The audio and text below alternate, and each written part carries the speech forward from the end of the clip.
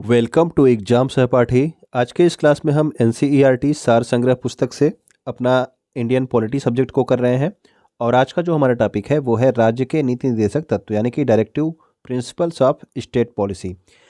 तो इसमें पहला क्वेश्चन है, राज्य के नीति निर्देशक सिद्धांतों को भारतीय संविधान में शामिल किए जाने का क्या उद्देश्य है। तो क्यों जो है नीति निर्देशक सिद्धांत जो है ये भारतीय संविधान में शामिल किए गए। तो इसका उद्देश्य है सामाजिक और आर्थिक लोकतंत्र को स्थापित करना। ठीक है, तो सामाजिक आर्थिक लोकतंत्र को स्थापित करना ये किसके उद्देश्य हैं, तो नीति निर्देशक सिद्धांतों को। और अगला क्वेश्चन है हमारा, कल्याणकारी राज्य की संकल्पना का समावेश संविधान के किस भाग में किया गया है। तो ये जो कल्याणकारी राज्य की संकल्पना है ये राज्य के नीति निर्देशक सिद्धांतों में ही है। और ये संविधान के किस भाग में है, तो संविधान के भाग 4 में है आपके नीति निर्देशक सिद्धांत। और इसके जो है अनुच्छेद कहाँ से कहाँ तक है, तो 36 से लेकर के 51 तक जो आपके अनुच्छेद हैं ये आपके नीति निर्देशक सिद्धांतों से संबंधित अनुच्छेद हैं। ठीक है ना। तो कल्याणकारी राज्य की संकल्पना किस में है, तो राज्य के नीति निर्देशक सिद्धांतों में है, संविधान के भाग 4 में, अनुच्छेद 36 से 51 तक।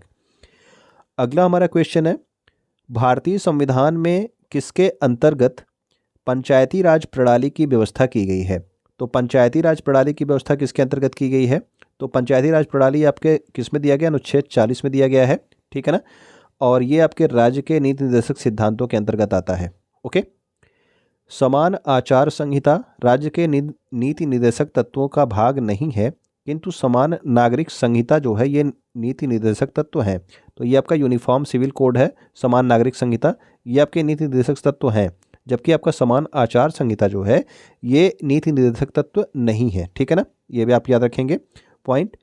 अगला जो आपका क्वेश्चन है ये है आपका, नीति निर्देशक सिद्धांत वाद्य योग्य नहीं है। तो वाद योग्य नहीं है इसका क्या अर्थ है, तो इसका अर्थ है कि जो नीति निर्देशक सिद्धांत हैं अगर इसमें जो चीज़ें दी गई हैं उससे संबंधित अगर सरकार जो है कोई कानून नहीं बनाती है तो आप न्यायालय में नहीं जा सकते सरकार के खिलाफ। ठीक है ना, कि आप की जो है इसमें जो है आपका कोई कुछ ऐसी चीज़ दी है जिसके खिलाफ जिसके लिए सरकार ने अभी तक कोई कानून नहीं बनाया है, तो आप न्यायालय के पास नहीं जा सकते उसको लागू कराने के लिए कि सरकार इस पर कानून बनाए। ठीक है, इसीलिए आपका कहा गया कि नीति निर्देशक सिद्धांत जो है ये वाद योग्य नहीं है। अगला क्वेश्चन हमारा है, संविधान के किस अनुच्छेद में उद्योगों के प्रबंध में कर्मकारों की भागीदारी का प्रावधान किया गया है। तो ये किया गया है अनुच्छेद 43 का में। ठीक है ना, तो जो आपके अनुच्छेद अब जैसे यही दिया गया है कि उद्योगों के जो आपका मैनेजमेंट होता है उसमें कर्मकारों की भागीदारी, इससे संबंधित कानून जो है अगर अभी तक नहीं बना है तो कोई भी जो है न्यायालय में नहीं जा सकता कि ये जो है कानून अभी तक नहीं बनाया गया सरकार के द्वारा। ठीक है ना, इसीलिए आपके नीति निर्देशक सिद्धांत जो है वाद योग्य नहीं है। भारत के संविधान में समान कार्य के लिए समान वेतन का अधिकार का प्रावधान कहाँ पर किया गया। तो समान कार्य के लिए समान वेतन यानी कि पुरुष और स्त्री सभी के लिए एक ही कार्य के लिए एक ही वेतन दिया जाएगा, ये आपके राज्य के नीति निर्देशक सिद्धांतों में दिया गया है। पुरुषों और स्त्रियों दोनों को समान कार्य के लिए समान वेतन राज्य के नीति निर्देशक तत्वों में निहित है। ठीक, ये आप याद रखेंगे। राज्य के नीति निर्देशक सिद्धांतों में कौन सा अनुच्छेद अंतर्राष्ट्रीय शांति सुरक्षा के संवर्धन से संबंधित है। तो अंतर्राष्ट्रीय शांति और सुरक्षा के लिए जो आपका अनुच्छेद है ये कई बार आपसे पूछा गया है, तो आप याद रखेंगे अनुच्छेद 51 जो है ये अंतर्राष्ट्रीय शांति और सुरक्षा के संवर्धन से संबंधित है। अगला जो पॉइंट है, राज्य के नीति निर्देशक सिद्धांत एक ऐसा चेक है जो बैंक की सुविधा अनुसार अदा किया जाता है। यह कथन किसका है, तो ये कथन है के.टी. शाह का। ठीक है ना, तो के.टी. शाह ने कहा और ये कथन भी आपसे कई बार पूछा गया है। तो याद रखेंगे कि जो नीति निर्देशक सिद्धांत हैं ये एक ऐसा चेक है जो बैंक की सुविधा के अनुसार अदा किया जाता है। ये किसने कहा है, तो के.टी. शाह ने कहा है। तो अब यहाँ पे जो आपके महत्वपूर्ण अनुच्छेद हैं नीति निर्देशक सिद्धांत से संबंधित उन्हें हम लोग देख लेते हैं। अनुच्छेद 36 जो है ये आपके नीति निर्देशक तत्वों के संदर्भ में राज्य की परिभाषा बताती है। तो अभी आपको मूल अधिकारों में भी बताया गया था कि अनुच्छेद जो 12 था वो भी क्या बता रहा था, राज्य की परिभाषा। ठीक है ना, तो अनुच्छेद 12 में और अनुच्छेद 36 इन दोनों में जो है राज्य की परिभाषा दी गई है, दोनों आप याद रखेंगे। ठीक है, कि दो जगहों पर राज्य की परिभाषा दी गई है, अनुच्छेद 12 और अनुच्छेद 36 में। 37 में है कि न्यायालय द्वारा प्रवर्तनीय न होना, यानी कि अभी आपने देखा कि नीति निर्देशक तत्व जो हैं ये वाद योग्य नहीं है, यानी कि इनके खिलाफ आप न्यायालय में नहीं जा सकते हैं। और ऐसा कहाँ लिखा गया है, अनुच्छेद 37 में लिखा गया है। ठीक, अनुच्छेद 38 है लोक कल्याण की अभिवृद्धि के लिए सामाजिक व्यवस्था बनाना, यानी कि ये सब निर्देश दिए जाते हैं जो ये आपके नीति निदेशक तत्व जो हैं ये सरकार को निर्देश दिए जाते हैं कि सरकार इस तरह का काम करे, ठीक है ना। तो 36 से 51 तक सरकार को निर्देश दिया गया है इसमें। तो ये आपका अगला देखिए, ये कहा गया है कि लोक कल्याण के अभिवृद्धि के लिए सामाजिक व्यवस्था बनाना। अब ये काम संसद का है कि उसके लिए वो किस तरह से इसको इम्प्लीमेंट करेगा। अनुच्छेद 38 तो आय की असमानताओं को कम करने का प्रयास करना, ठीक है। अनुच्छेद 39 का आपसे कई बार पूछा गया, ये है आपका निःशुल्क विधिक सहायता उपलब्ध कराना, यानी कि सभी को एक समान न्याय उपलब्ध कराने के लिए प्रयास करना, निःशुल्क विधिक सहायता उपलब्ध कराना, अनुच्छेद 39 का। और ये जोड़ा गया था आपके 42वें संविधान संशोधन के द्वारा, ठीक है ना। तो 42वें संविधान संशोधन के द्वारा इसे जोड़ा गया था। और इसके लिए जो है सरकार ने जो है किसकी स्थापना की थी, तो ये स्थापना की थी नालसा की, ठीक है ना। तो नालसा की स्थापना की गई थी निःशुल्क विधिक सहायता उपलब्ध कराने से संबंधित। अगला हमारा 39 ख क्या है, समुदाय के भौतिक संसाधनों का स्वामित्व व नियंत्रण इस प्रकार हो जिससे सामूहिक हितों का सर्वोत्तम रूप में प्राप्ति हो।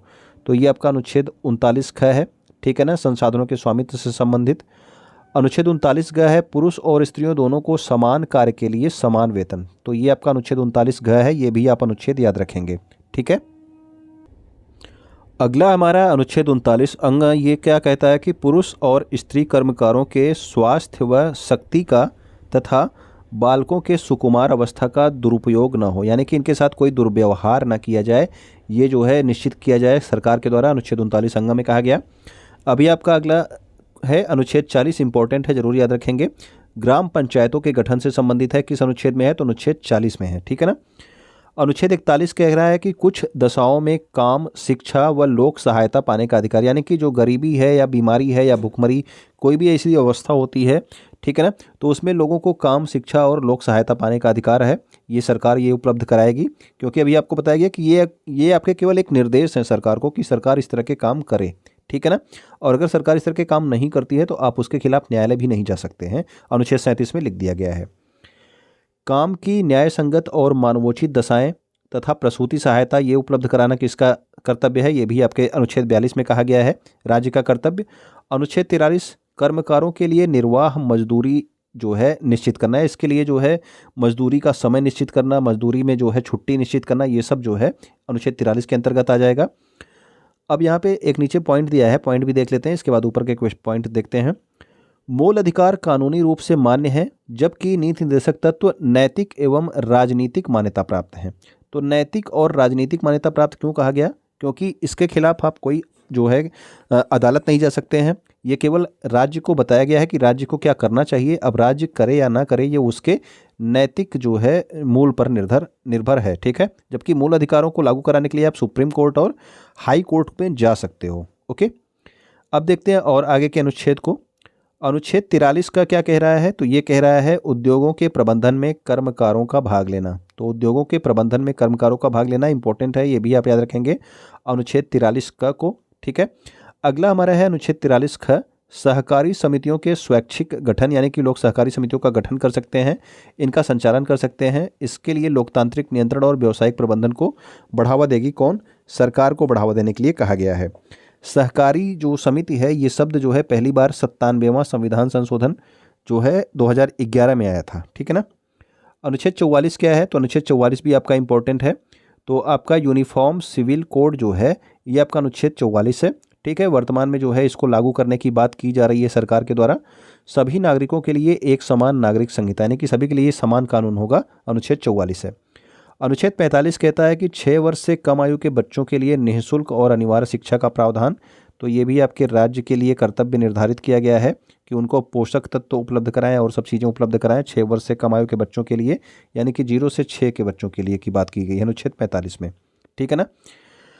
अनुच्छेद 46 क्या कहता है, SC ST दुर्बल वर्गों को शैक्षिक व आर्थिक हितों की अभिवृद्धि। तो जो आपके अनुसूचित जाति और जनजाति हैं, जो दुर्बल वर्ग हैं, इनके शैक्षिक और आर्थिक हितों की अभिवृद्धि करना भी जो है किसका कर्तव्य है, तो सरकार का कर्तव्य है। अनुच्छेद 47 क्या कहता है, तो अनुच्छेद 47 में आपका जो पूछा जाता है कि मद्यपान निषेध किससे संबंधित है, यानी कि जो है नशीले पदार्थों के उपभोग पर प्रतिबंध लगाना, ये किससे संबंधित है, अनुच्छेद 47 पर, ठीक। तो अब और इसके अलावा पोषाहार स्तर और जीवन स्तर और लोक स्वास्थ्य में सुधार करना, ठीक। तो ये भी जो है अनुच्छेद 47 के अंतर्गत आता है। अनुच्छेद 48 भी आपसे कई बार पूछा गया है कि आपका गौवध निषेध जो है ये किससे संबंधित है, तो ये अनुच्छेद 48 से संबंधित है। ठीक। गाय बछड़ों और अन्य दुधारू पशुओं के वध पर प्रतिबंध तथा उनकी नस्लों में सुधार करने का प्रयास करना। इसके अलावा अनुच्छेद 48 में एक चीज़ और कही गई है, कृषि और पशुपालन के लिए जो है आधुनिक और वैज्ञानिक पद्धति का प्रयोग करने के लिए भी सरकार प्रोत्साहित करेगी। ठीक है, तो अनुच्छेद 48 में ये दो चीज़ें हैं, कृषि और पशुपालन में जो है आधुनिक और वैज्ञानिक तरीकों का उपयोग करना। इसके अलावा गाय बछड़ों या फिर कोई भी दुधारू पशु है तो उनके वध पर प्रतिबंध लगाना। अनुच्छेद 48 का आपसे कई बार एग्जाम में पूछा गया, पर्यावरण का संरक्षण और संवर्धन तथा वन और वन्य जीवों की रक्षा, तो ये अनुच्छेद 48 का में है। ठीक है ना। इसके अलावा अनुच्छेद 49 भी आपका इंपॉर्टेंट है। ये कहता है कि राष्ट्रीय महत्व के कलात्मक और ऐतिहासिक अभिरुचि वाले स्मारकों या स्थानों या वस्तुओं का संरक्षण करना। तो जो आपके ऐतिहासिक महत्व की जो चीज़ें हैं उनका जो है संरक्षण करना, ये किसका कर्तव्य होगा, ये भी आपके सरकार का कर्तव्य होगा। ठीक है ना, सरकार इसके लिए कानून बनाए। अनुच्छेद 50 ये भी इंपॉर्टेंट है। ये कहता है कि कार्यपालिका से न्यायपालिका को अलग करना। ठीक है, कार्यपालिका से न्यायपालिका के पृथक्करण की बात करता है अनुच्छेद 50। और अनुच्छेद 51 तो आपका इंपॉर्टेंट ही है क्योंकि ये आपके अंतर्राष्ट्रीय शांति और सुरक्षा की अभिवृद्धि की बात करता है। ठीक है, तो ये आपका जरूर याद रखेंगे 48 से लेकर 51 तक वाला। ओके, तो ये हमारे राज्य के नीति निर्देशक तत्व थे। उम्मीद करता हूँ कि आपको पसंद आए होंगे। तो वीडियो आपको अच्छी लगी होगी तो आप लाइक कर दिए होंगे, और वीडियो देखने के लिए आपका बहुत बहुत धन्यवाद।